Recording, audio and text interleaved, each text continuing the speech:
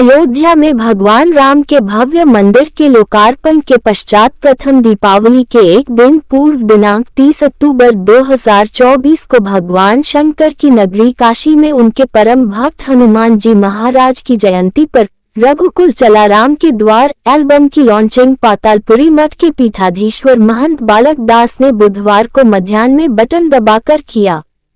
इस अवसर पर हिंदू युवा वाहिनी के निवर्तमान मंडल प्रभारी व विकास प्राधिकरण के कार्यकारिणी सदस्य अमरीश सिंह भोला, रणवीर सिंह, आचार्य जगदीश ईश्वर दास, श्री सुधीर सिंह, श्री देवेंद्र प्रताप सिंह, श्री राजेंद्र कुमार दुबे, डॉक्टर अशोक सिंह, श्री अंबिका सिंह, संजीव सिंह, सुश्री दीपा सिंह, किरण सिंह सहित बड़ी संख्या में विशिष्टजन उपस्थित थे।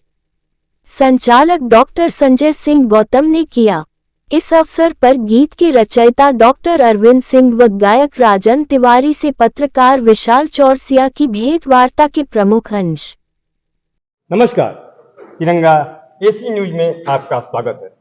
मैं विशाल चौरसिया आज वाराणसी में एक ऐसे व्यक्ति से मुलाकात करा रहा हूं जो धीरे धीरे शख्सियत का रूप लेता जा रहा है। वाराणसी के जाने माने पत्रकार श्री अरविंद सिंह जी, जो सामायिक लीड के संपादक भी हैं, अपने कार्यक्षेत्र यानी कि पत्रकारिता के अलावा समाज को आज एक ऐसी चीज दिए हैं जिसके विषय में आमतौर पर पत्रकारों से ऐसी उम्मीद नहीं की जाती है। पत्रकार साहित्यकार होता है, लेखक होता है, गीतकार होता है, लेकिन कभी कोई एल्बम वगैरह जल्दी कोई पत्रकार का नहीं निकलता है। और वाराणसी के काशी धार्मिक नगरी जिसको कहा जाता है, आध्यात्मिक नगरी कहा जाता है, आपने रघुकुल चला राम के द्वार एक एल्बम जिसकी आज लॉन्चिंग हुई है, उस विषय में आपसे वार्ता करते हैं। अरविंद सिंह जी, आपका हमारे चैनल में स्वागत है। नमस्कार। धन्यवाद। हमने आपका रघुकुल चला राम के द्वार के एल्बम का कुछ अंश भी देखा है। इतना समय नहीं मिला कि पूरा देख पाऊं, लेकिन लगभग आधा से ज्यादा मैंने देखा है। उसमें कुछ ऐसी चीजें हैं जो देखने में बहुत सामान्य सी लगती हैं। कह रहे हनुमान जी का फोटो है, संकट मोचन का है, कुछ लोग जो है जुलूस के तौर पे झंडा लेकर के भगवान का निकले हैं, लेकिन जो उसके बोल हैं, और खासकर आप जिसके आप उसको दिखा रहे, जो उस गीत के रचयिता, तो पत्रकार होने के नाते ये आपके मन में कैसे आया कि हमको एक गीत लिखनी चाहिए और रघुकुल चला राम के द्वार एल्बम के लॉन्चिंग में जो आपने सीन देखी है, वह सीन कहीं अन्य की नहीं ले गई है। अभी हाल में माननीय प्रधानमंत्री जी के जो हमारे काशी के सांसद हैं, तीसरी बार प्रधानमंत्री बनने पर राम दरबार को स्वर्ण मुकुट अर्पित किया गया मेरे द्वारा क्या है, प्रभु के द्वारा अगर हम कहें तो प्रभु के द्वारा प्रभु ने ऐसा कार्य कराया। तो मैं उस स्वर्ण मुकुट को लेकर जब चल रहा था, और मैं रघुवंशी हूं, मैं भी रघुकुल में पैदा हुआ, तो मेरे अंदर एक भाव आया समाज के प्रति, राष्ट्र के प्रति, कि वर्तमान परिवेश में कहां से कहां क्या हो रहा है। आप पहली लाइन पढ़िए, रघुकुल चला राम के द्वारे, लेकर यह विश्वास, रक्षा करो प्रभु तुमसे ही है आस। तो अब हम जो देख रहे हैं यहाँ पे सारे सिस्टम को, उससे जाति पात में बट गए लोग। सारा जो संसद में जो घटनाएं, दुर्घटनाएं या जो बातचीत, कोई चीज पास नहीं हो पा रहा है, खाली हुल्लड़बाजी हो रहा है। मतलब ये माइक पे करने वाली चीज नहीं है। उसमें तमाम चीजों को देखने के बाद ये समझ में आया कि नहीं, जब उन्हीं की कृपा थी कि मेरे अंदर एक भाव आया कि गीत लिखा जाए, और हनुमत की कृपा से वह गीत जो समसामयिक काल दृश्य से बहुत अच्छा चला हमको। अब आया कि नहीं, इसको जो है प्रचारित किया जाए कि अन्य लोग इसको सुने और अपने आप को राष्ट्र के प्रति, धर्म के प्रति, समाज के प्रति अपने कर्तव्यों का निर्वहन करें। ये मेरा प्रयास था, जिसको सवारा हमारे गायक कलाकार राजन तिवारी जी ने, और स्वर उन्होंने दिया। और जितने भी उसमें, इसके पहले मैंने संकट मोचन मंदिर हनुमान जी को भी अर्पित किया था स्वर्ण को 2019 के लोकसभा चुनाव में, कि हमारे सांसद पूरे बहुमत से अगर सरकार बनाते हैं तो 1.25 किलो का स्वर्ण मुकुट हम अर्पित करेंगे। प्रभु की कृपा से हुआ और मैंने अपने वचन को पूरा किया। रघुकुल रीत सदा चली आई, प्राण जाए पर वचन न जाई। इसको चरितार्थ करते हुए मैंने अपना वचन पूरा किया। और उसके बाद बिना राम के हनुमान जी स्वीकार कोई चीज, तो एक आस और जगी। और ये देखिए, न मेरे पास इतना धन है, न मेरे पास इतना पैसा है, मेरा जो सब कुछ है धर्म, समाज और राष्ट्र के लिए है। दिल बड़ा होना चाहिए। आज समाज में जो विसंगतियां पैदा हो रही है, लखपति है तो करोड़पति, करोड़पति है तो अरबपति है तो खरबपति, ये जो श्रृंखला चला है, ये श्रृंखला आपको नून रोटी पर ही रोकना है। और गंगा तीरे मणिकर्णिका घाट है, जहां किसी भी कफन का कोई ब्रांड नहीं होता है, सब छोड़कर ही जाना है। और मैंने उसको अपना समझा, राष्ट्र को समझा, मोदी योगी को समझा कि हाँ, बहुत दिनों बाद दो संत मिले हैं देश को, और मैं साथ रहूंगा, रघुकुल साथ रहेगा, क्षत्रिय समाज साथ रहेगा। ये मेरी भावना थी। और मैंने देखे होंगे कि वर्ण व्यवस्था छिन्न भिन्न हो गई, जाति पात में बट गए लोग। ये लाइन, और बाद में एक लाइन लास्ट में आती है कि क्षत्रियो तुम शस्त्र उठाओ, क्षत्रियो तुम शस्त्र उठाओ, राष्ट्र धर्म पर आई है। तो क्षत्रिय का मतलब सिर्फ क्षत्रिय नहीं है, हम उसकी व्याख्या ये करते हैं कि राष्ट्र धर्म के लिए जो भी व्यक्ति राष्ट्र के लिए अगर शस्त्र उठाता है वो सब क्षत्रिय है। इसीलिए दूसरी लाइन में मैंने दिया, ब्राह्मण वैश्य शूद्र सबने कसमें खाई है। तो ये भाव है, ये प्रभु की कृपा है, जिसको कि हमने जो है गीत में उकेरा है।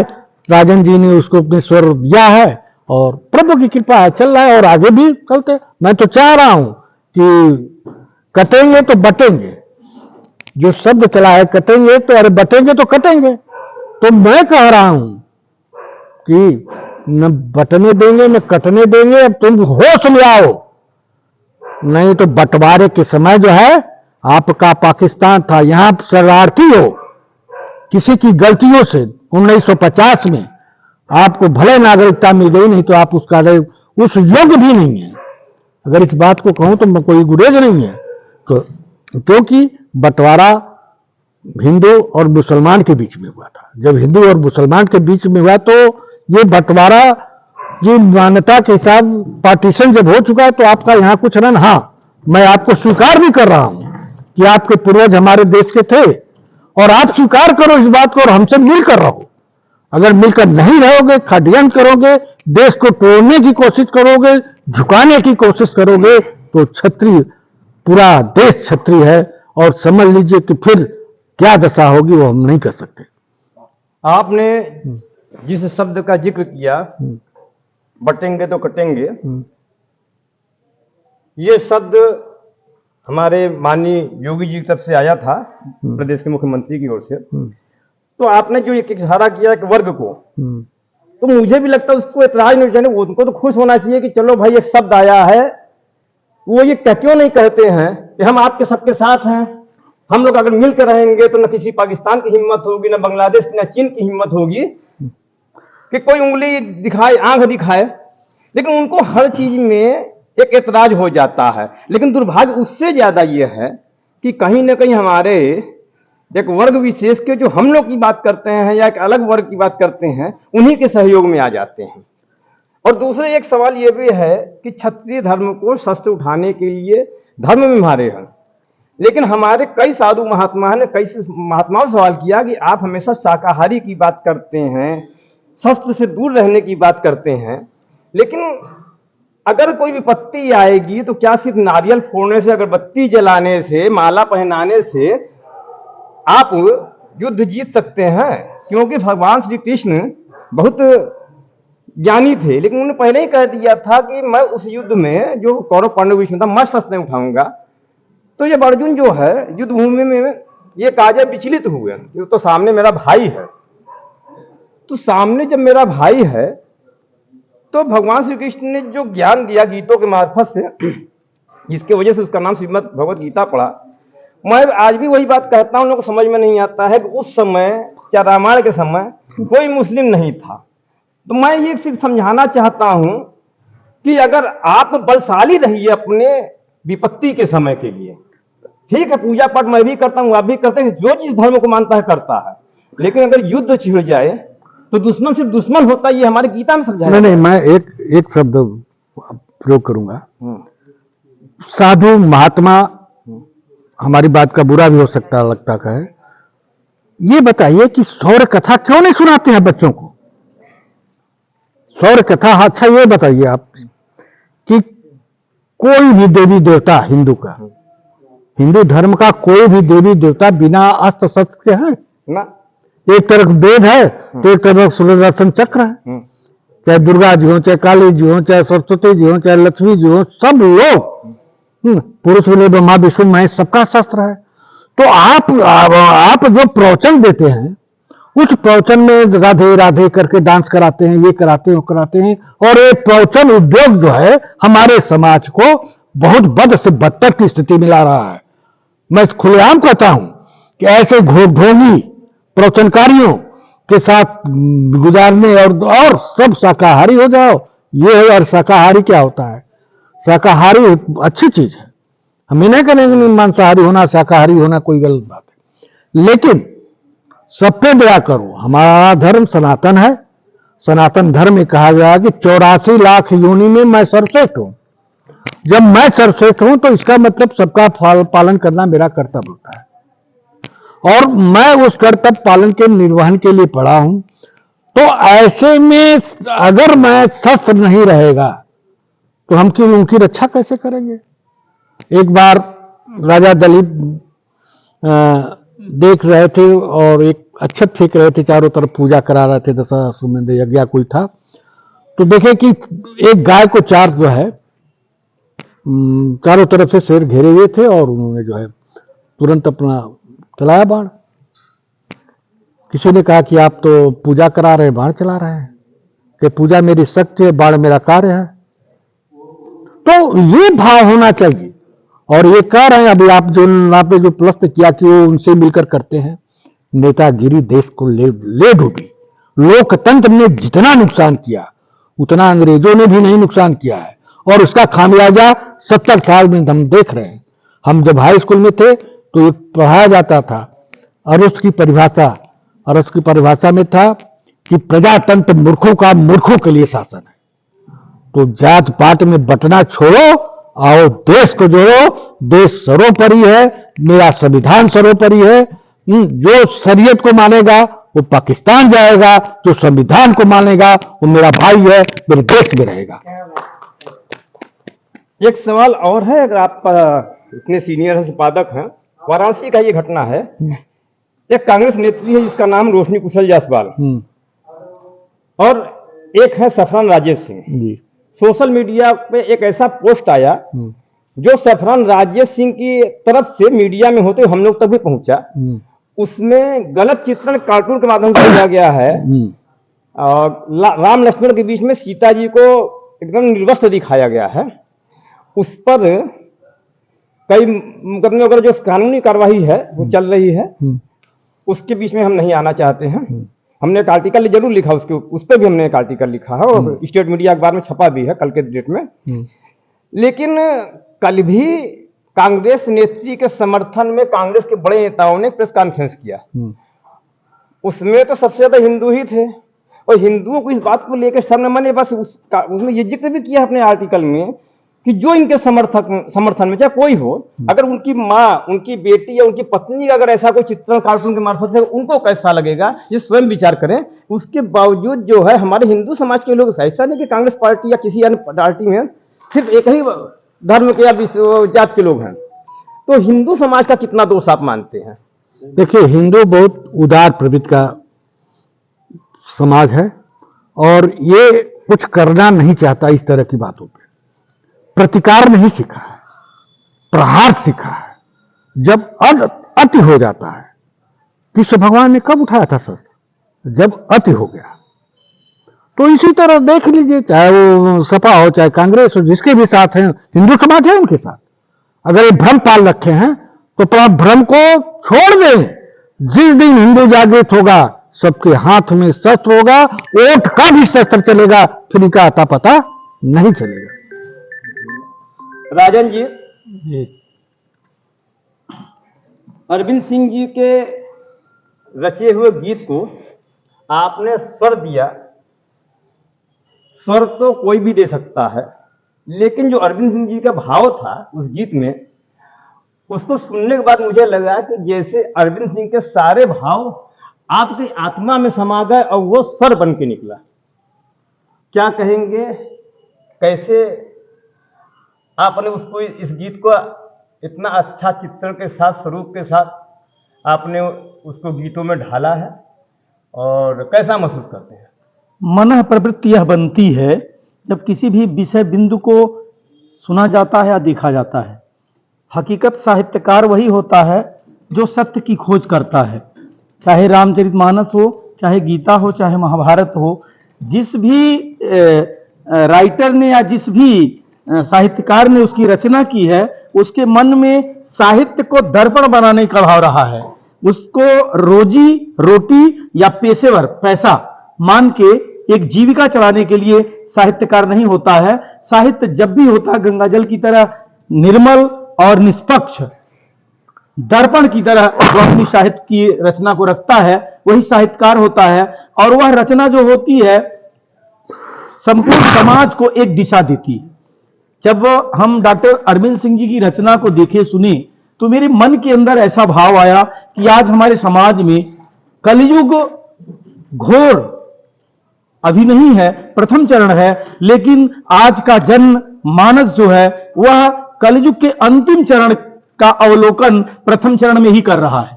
परंतु डॉक्टर अरविंद सिंह ने आज के उस परिवेश को देखते हुए समाज को एक सुंदर दिशा देने का, एक समान अधिकार देने का, समान जीने का, समान समरसता, व्यवहार, संस्कार, संस्कृति, साहित्य, सनातन की रक्षा के लिए जन जन के अंदर वो भाव हो, जन जन अपनी संस्कृति और सनातन से प्रेम करे, हिंदुत्व हमारा मजबूत हो। इसलिए उन्होंने हर पंक्ति को, हर शब्द को पिरोया है उसमें और अपनी कलमों को चलाया है, जिस पर हमने कुछ स्वर देने का प्रयास किया है। एक छोटा सा मेरा ये प्रयास है और मैं ये चाहता हूं, मैं जानता हूं कि संभवतः हमारा प्रयास लोगों को अच्छा लगेगा और लोग उस रचना को अगर ध्यान केंद्र बिंदु मानकर सुनेंगे तो जरूर उससे कुछ दिशा मिलेगी। कम से कम आप उसके गायक हैं जी, 2-4 लाइन शुरू के उसको आप अपनी आवाज में गा के सुना दीजिए, उसमें दर्शकों को 2-4 लाइन सुना दीजिए। जैसे उन्होंने लिखा है, रघुकुल चला राम के द्वारे। रघुकुल मतलब हमारा रघु, जो रघुनंदन का वंश है, वह त्रेता युग में था और आज डॉक्टर अरविंद सिंह की सोच जो है वह रघुकुल चला राम के द्वारे। भगवान राम आपकी शरण में, आपके द्वारे यह रघुकुल आपका आ रहा है और आप ही इसकी रक्षा करिए, सब समाज को वह दिशा दीजिए, वह ज्ञान दीजिए, निवेदन करूंगा। अरविंद सिंह जी, अंत में एक सवाल ये नहीं, मैंने पूछ, रघुकुल चला राम के द्वारे अब आम जनमानस तक आप किस प्लेटफॉर्म तक पहुंचाएंगे? और उस एल्बम में लगभग कितने गीत हैं? जैसे अगर आम जनमानस तक इस आपके गीत को पहुंचाने का माध्यम क्या आपने सोचा है, रखा है? पहुंचाने का माध्यम प्रभु श्री राम है और संकट मोचन हनुमान जी है। तुलसीदास जी ने रामायण लिखा और किसने लिखा है ये आप जानते हैं, और आज जन जन तक पहुंचा है, तो उन्होंने लिखवाया और जन जन तक पहुंचाने का कार्य उनका है। अच्छा, सोशल मीडिया प्लेटफॉर्म पर भी उपलब्ध है? सोशल मीडिया प्लेटफॉर्म पर उपलब्ध है। कोई भी रघुकुल चला राम के द्वारा यूट्यूब पर कहेगा तुरंत आ जाएगा। उसमें कुल कितने गीत हैं? अभी इस एल्बम में पहला मेरा गीत है जो राष्ट्र को समर्पित है और आगे जैसी प्रभु की इच्छा। तो अभी आपकी मुलाकात करा रहे थे रघुकुल चला राम के द्वारे के रचयिता व गायक जाने माने पत्रकार गीतकार से। आप दोनों लोगों को भी शुभकामनाएं हैं, देश की जनता को भी शुभकामनाएं हैं, हमारे हिंदू समाज को भी शुभकामनाएं हैं कि राम के द्वार जाने के लिए चाहे गीत के मार्फत से हो आप लोग प्रयास कर रहे हैं। आप सभी लोगों को बहुत बहुत धन्यवाद, नमस्कार कि आपने हमारे चैनल को इतना समय दिया। फिर अपने दर्शकों को किसी नए विषय पे किसी नए शख्सियत के साथ मुलाकात कराएंगे। तब तक के लिए नमस्कार, जय हिंद, जय तिरंगा।